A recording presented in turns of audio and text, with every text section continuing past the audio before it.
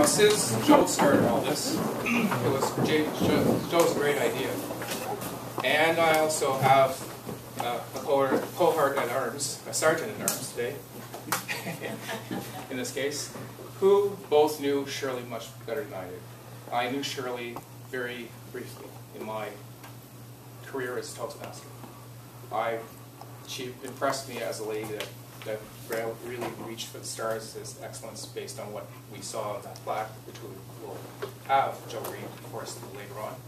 But it came about with a great idea from Joe, and I'd like both Joe and Norma to give a bit of a testimonial to Shirley's greatness in our division, and as Toastmaster, even greater, as a division district governor.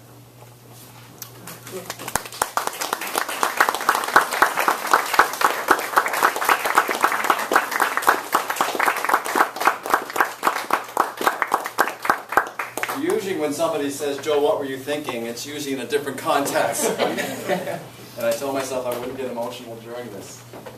And Shirley Kelly has been significant in developing Toastmasters in our area. Very significant. I remember the first time I walked into the club and Norma greeted me and she said, you know, what do you want to do with this experience? And I said, I want to be a motivational speaker. And she says, I'm going to introduce you to my daughter.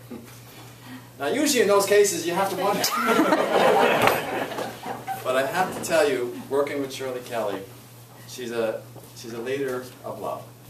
And I've been using the acronym, Shirley listened to everyone. That's the L. The O, organization. And I think Norma can attest, she's an extremely organized person. V, she valued everyone that talked to her. And E, she always did it with enthusiasm. Shirley Kelly, and the reason why this plaque was put in place is that we will never forget this wonderful, wonderful lady. And I'm looking over and I'm thinking, Margaret, and the reason why she was so wonderful is the fact that she always gave you advice to the best interest of the person on the other end. She never thought about herself. She never thought about herself. What can she give? And she was a very giving person. And for that's why we put this, we collectively put this plaque together. And thank you very much for the support and to remember Shirley for a long time on this place. Norma, did you want to say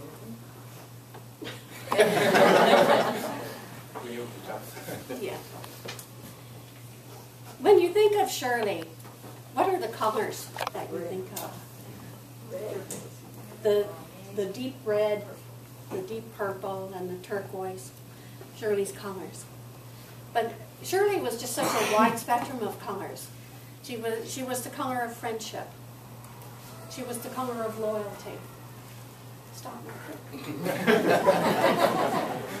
and she was the color of encouragement to every single one of us. When I first met Shirley and she extended her friendship to me, I was very intimidated because of my shyness, and I feel intimidated when I'm meeting new people. But Shirley never gave up on me. She never closed the door. It was always open for any time that I could come into that circle of Shirley's world and Shirley's friends. And what was so great about being part of that was watching more people come into that circle all the time, and how she nurtured people and encouraged people to do their best and be their best. She believed in the good in everyone. Every single one of us would have been touched in some way by Shirley. She had high expectations of herself, and she had high expectations of others, but she didn't judge us when we didn't reach that point. She just let us continue to do the best we could. Those are just a few of the pieces of the legacy that Shirley left. I want to hold this. And show again the colors of Shirley. And I'm so delighted that Joe is going to get to read this, because I think I could. But thank you for allowing me to share a little bit of Shirley. I knew you were so impressed.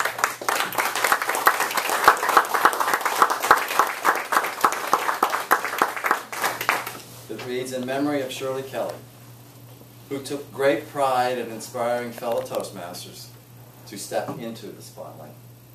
She was a leader of leaders and always put the needs of others ahead of her own.